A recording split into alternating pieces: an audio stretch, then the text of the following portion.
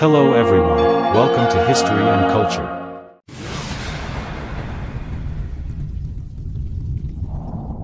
Over 1,000 years ago, during the Northern Song dynasty, the empire lived in an era unlike any other.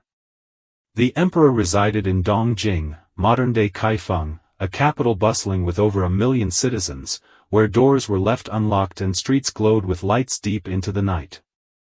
But beneath this facade of peace and prosperity, a sudden palace fire would unveil a secret hidden in the city's vibrant smoke and lights. It happened on the double ninth festival of the 8th year of Taiping Xinhua. That day, Emperor Taizong of Song, Zhao Guangyi, held a banquet as usual, inviting the imperial clan to drink, admire chrysanthemums, and recite poetry, an idyllic scene of a flourishing empire. But midway through the celebrations, chaos erupted. Fire had broken out in the eastern palace. Taizong turned pale. The fire had started in the residence of Prince of Chu, Zhao Yuanzhua, Taizong's own younger brother, who had long suffered from a mental illness. In a fit of madness, he set his quarters ablaze, triggering a catastrophe. The fire raged for 3 days, destroying dozens of palace buildings and shocking the entire capital. Though furious, Taizong spared his brother's life, exiling him instead to Fangzhou. But this disaster did more than expose flaws in palace security, it forced the emperor to face a more practical issue. Dongjing was no longer a mere political center. It had become a sprawling metropolis of over 1 million, far too complex to reshape at imperial whim. Initially, Taizong considered expanding the palace by demolishing nearby residential areas. But he soon discovered those homes weren't squatter huts, they were registered properties, officially documented, owned by Guohu households, critical to the state's tax system. Faced with legal resistance, the emperor had to abandon his expansion plans. For the first time, he was forced to confront the true fabric of Dongjing, not a city of courtiers and servants, but a self-regulated urban community governed by its own laws and civic logic. So, what exactly were Guohu households? In the early Song system, to manage population and taxation efficiently, the government implemented a near-grid-like system, dividing Dongjing into wards, fang, and neighborhoods, li. Several li formed a gua, and each gua consisted of numerous households. Every household was required to register annually, with any change in residence, trade, or status reported to the authorities. This structure was more than bureaucracy, it cultivated civic identity. Being a registered Guohu was a badge of honor. It gave people the right to live in the city, run businesses, and enjoy the protection of the law.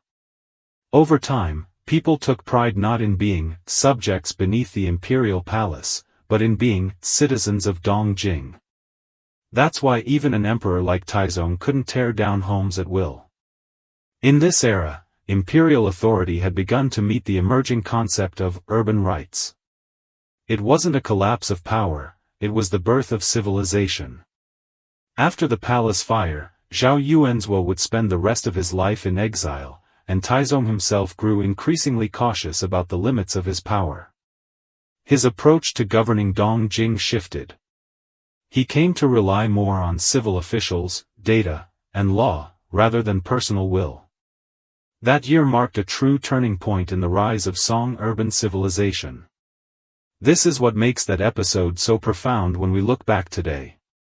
In most dynasties, cities served the palace. But in the Song, the emperor had to respect the rules of the city. Dongjing wasn't a royal stage, it was a city of citizens, functioning on its own momentum. And that fire? It was like a curtain pulled back, revealing for the first time the true power of a city.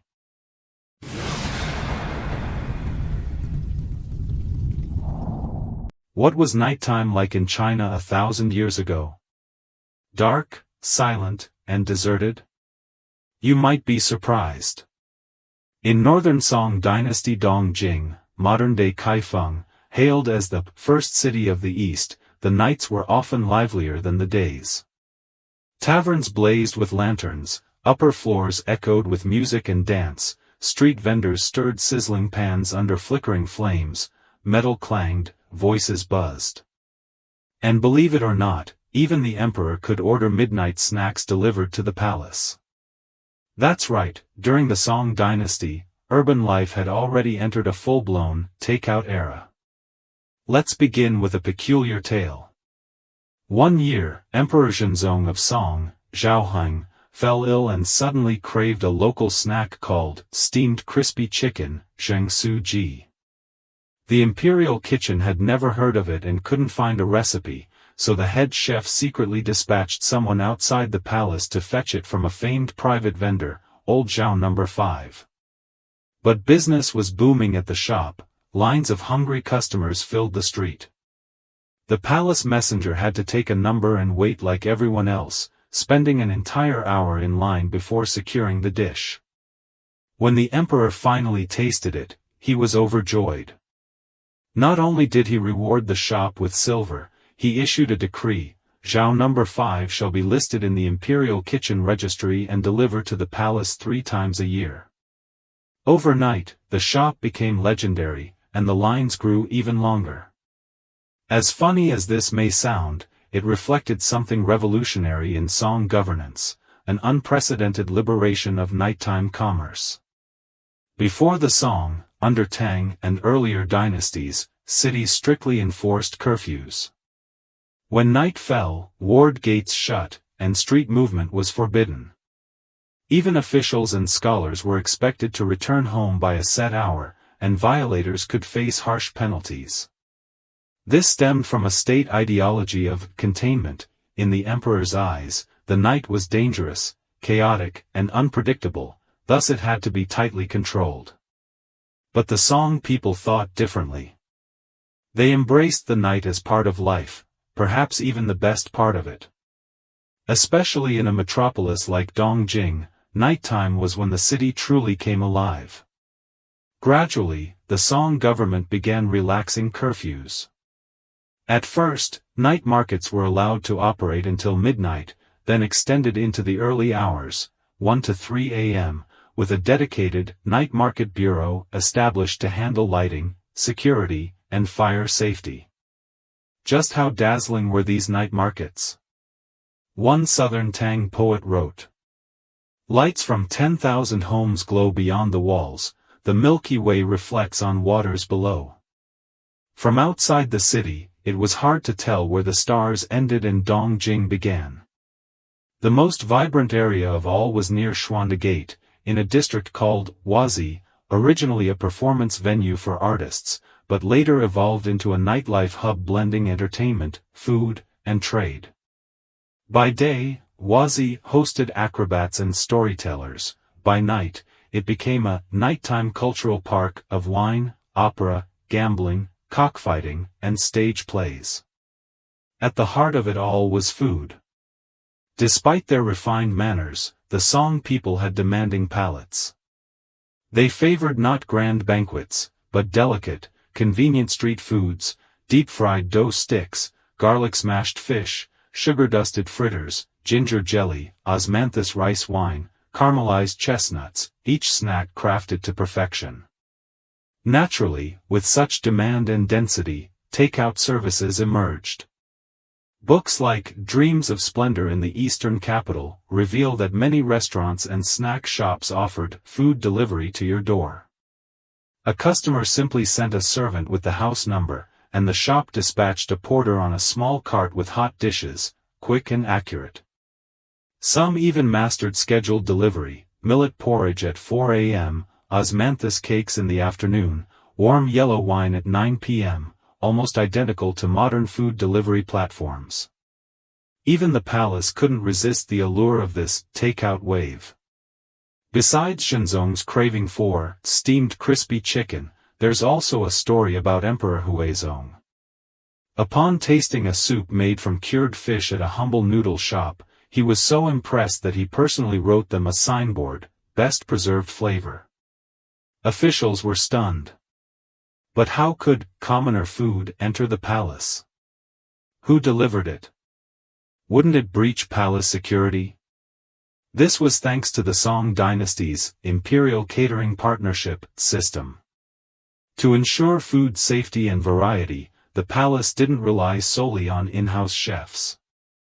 Instead, it partnered with trusted restaurants and snack vendors, who submitted signature dishes for evaluation each year.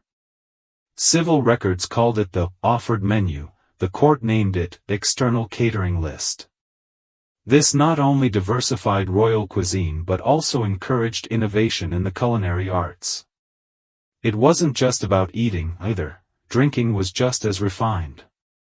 Tea houses and taverns dotted every street, giving rise to a culture of drinking tours. Scholars would visit 3 spots a day: green tea in the morning at Rain Pavilion Tea House, yellow wine and grilled eel at noon in Fish Frolic Tavern, and storytelling with roast duck at night in Apricot Blossom House. This mobile dining habit further nurtured point-to-point delivery services. To maintain order after dark, the Song government established street patrol offices, fire control bureaus, and a network of night watchmen. Vendors paid night lighting taxes, in return for oil, lamps, and patrol services managed by the state. As a result, the city achieved both safety and vibrancy, a true, civilized night. Looking back, this culture of ordering food wasn't just about eating. It symbolized a highly urbanized, citizen-driven society.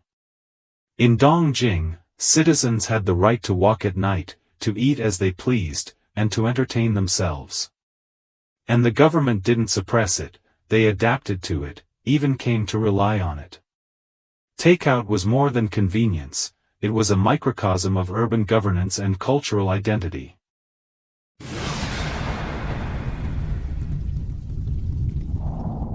If you took a stroll through northern Song-era Dongjing 1,000 years ago, you'd feel like you'd stepped into a living, breathing version of the painting, along the river during the Qingming festival. This wasn't just any city, it was a city of artisans, a stage of craftsmanship. Street by street, you'd encounter vendors of sweet rice dumplings, copper mirror makers, Qin, zither, repairers, ship model builders, fragrance mixers, each trade occupying its own corner, forming a vibrant urban mosaic. But more than just filling the city's space, these craftspeople brought the city to life. Today we talk about career planning, but in Song Dongjing, careers weren't abstract concepts, they were physically mapped out on the streets. Every district was a live chart of professions. Just outside Dongjiao Gate, for instance, was Printing Alley, home to bookstores and stationery sellers. Near Duanmen Gate, you'd find Fragrance Street, selling incense and herbal remedies. Around Xuanda Gate lay Artisan Alley, offering everything from embroidery to musical instruments and carved seals. What made it extraordinary was the visibility of these trades. Unlike later periods, where work was hidden behind workshop doors, Song-era crafts were showcased in public, a performance on the streets. Imagine, a luthier carving a rosewood zither under the open sky, eyes gleaming with focus, a perfumer gently blending incense as smoke wafts around, or a hair artisan styling a noblewoman's hair into delicate cloud-like buns, drawing stares from passers-by. This open layout made the entire city feel like a moving exhibition. It also fostered a powerful sense of identity. Much like someone today might proudly say, "I'm from Beijing's Gulu district," a Song citizen might proclaim, "We live by the incense street, 3 generations of master perfumers." It was more than a location, it was a professional legacy. And behind all this stood the Northern Song's robust guild system. By Emperor Renzong's reign, Dongjing had over 100 zwa, essentially trade guilds.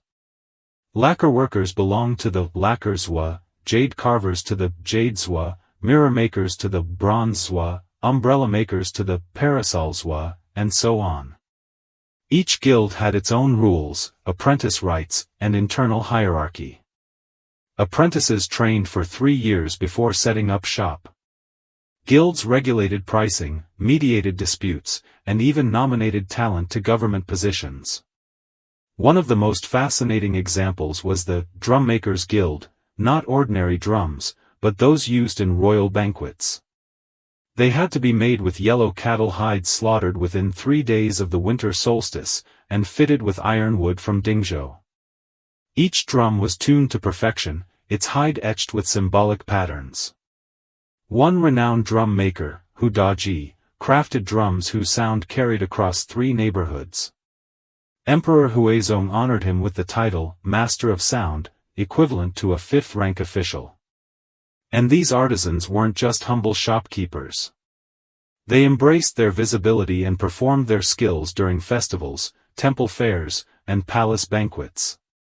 Perfumers would blend aromas live, wax sculptors shaped figures on the spot, pastry chefs performed feats like cutting a flaky pastry into 108 perfect layers.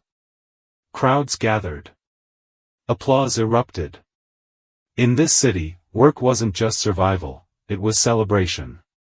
This culture of craftsmanship didn't flourish on its own.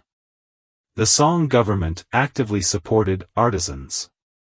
Unlike earlier dynasties that prioritized farming over trade, the Song embraced commerce, craftsmanship, and service industries. Every year, the court held craftsmen's contests, awarding winners with silver and plaques personally granted by the emperor. Emperor Huizong even oversaw the creation of the Illustrated Compendium of All Crafts, Wangong Tu Lu, preserving artisan techniques in painted scrolls for posterity. The Song dynasty was the first in Chinese history to formally recognize craftsmen as part of the nation's honor system. What's more, Dongjing's professional structure was strikingly egalitarian. Royal relatives might be retired painters, 5th-rank officials could be sons of goldsmiths, and umbrella makers could earn titles for their skill. It was a society where talent, not lineage, opened doors, allowing countless commoners to rise through craft. Take, for instance, Lady Xia the seamstress. Originally a street tailor, she gained fame for her seamless stitching technique, one thread from cuff to shoulder, no breaks. When the Empress Dowager's ceremonial gown tore unexpectedly, the palace summoned Lady Xia in desperation. In just 2 hours, she restored the garment without a trace. Grateful, the Dowager awarded her the golden plaque of National Seamstress, and Lady Xia opened the Xia family tailor shop, passing on her craft for 3 generations.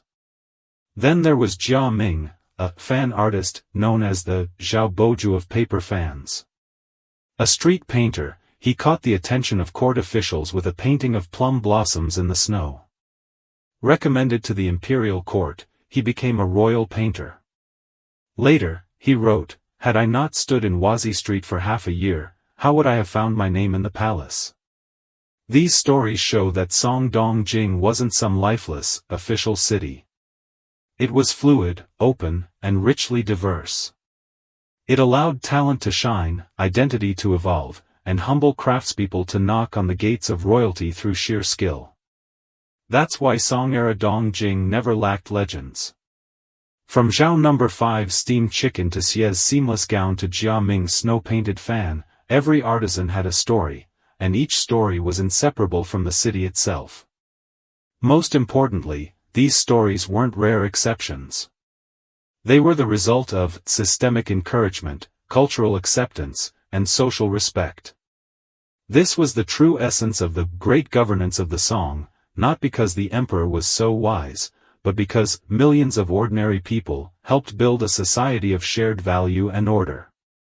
So yes, Dongjing was the imperial capital.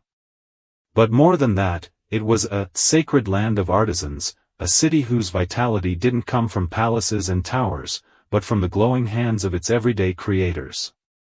They weren't the stars of carved rafters and painted halls, but they were the spark behind the city's brilliance.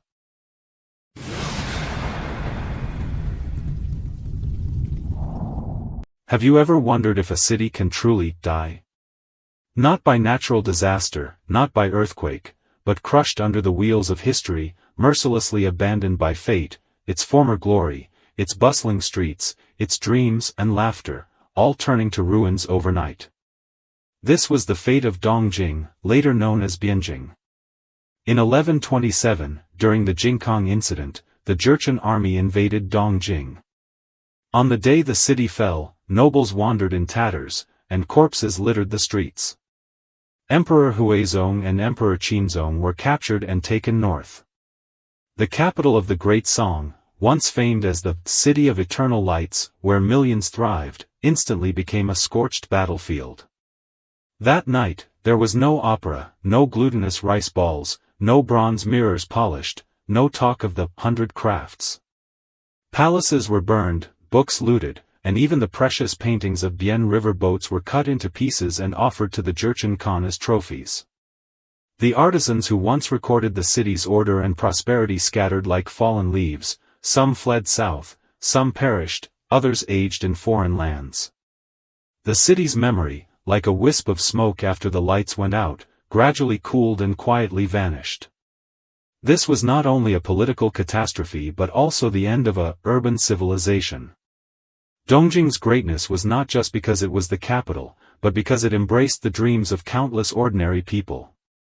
The elderly women selling at night markets, the messengers delivering food to the emperor, the young performers in the Wazi quarters, the craftsmen passing down their skills for generations, they built a citizen's world. A place where one could stand by skill rather than title, be homeless yet find warmth in a tavern's corner. Such a city was more than a political center, it was a living home for millions. But after Jingkong, everything abruptly ended. The Jurchens attempted to restore Dongjing, but the city's soul, the vibrant life rising from the grassroots, never returned. Because what sustained it wasn't buildings or cobblestone streets, but the generations who understood the city's rhythms, order, and dreams. When they left, the city died. After the Southern Song established a new capital at Linan, today's Hangzhou, we know it flourished, with West Lake, the Wazi, tea houses, old men selling Longjing tea, and young women singing Yu opera. Yet those who fled from Dongjing felt something was missing. They said, Hangzhou is good, but it lacks the smoke and fire spirit. That smoke and fire wasn't about food or lively night markets, but the deep-rooted confidence and warmth of Dongjing's people.